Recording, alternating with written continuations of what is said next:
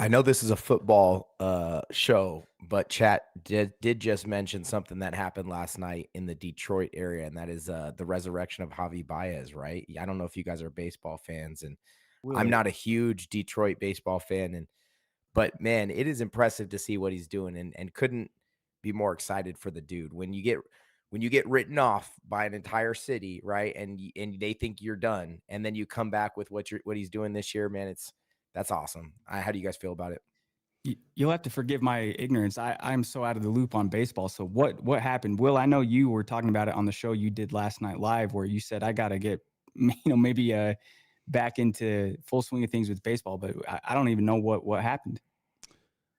I don't know what happened yesterday because I didn't watch the game.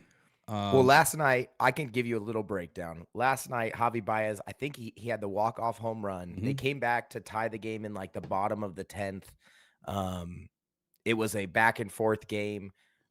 And the Detroit Tigers, excuse me, are the top team in baseball at the moment. So it's like it's not just him, but it's like the entire team right now is dominating, and Javi's having like a resurrection season. I saw someone sent me some stats, and it was like his batting average was like in the hundreds last year, and now his stats are better than Otani. And so it's like going from the bottom of the barrel to being one of the best players in the league, and on the best team in the league. And so, yeah, I think it's a great time to be a Detroit fan, whether you're a football fan, a baseball fan, or whatever. And if you're going to get back into baseball, now's the time to do it while they're winning for sure. Yeah, so I mean, I played baseball all throughout my high school career, college, and then semi-pro for one season before I got my pelvis ripped apart. But the one thing that I noticed about Javi's stats is his on-base plus slugging percentage is .870 right now, which is nuts. That's a nutty number. He's plus 300 in batting. He's got over 25, 27 ribbies, I think, and 5 home runs already in the season. What's hilarious to me though is last year or this spring, I apologize, certain channels that were just throwing the Tigers under the bus and, fire, the GM and get a different owner, this, that, and the other thing. Tigers are going to be crap. And I'm like, look, just give them a chance. I mean, you're talking about the same team last year that everyone wrote off, like we've talked about.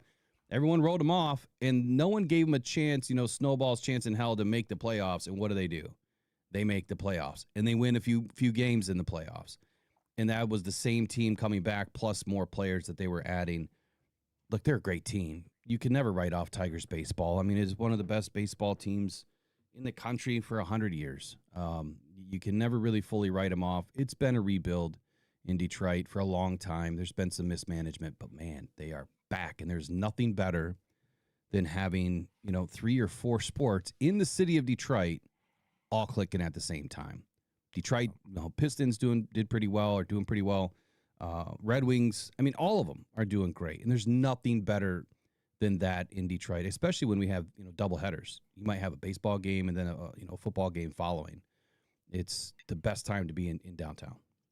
Yeah, it sounds like we're talking for a minute. I'm like, are we talking about what's the guy's name? Baez? Javi Baez. Yeah. I was like, is Corey talking about him or Goff? Are you talking about the Tigers or the Lions? 'Cause Seriously, it sounds similar, right? cast off, and then everybody doubts you, and then now you're one of the best players on the best teams in the league. So yeah, it's a good time for Detroit. All right.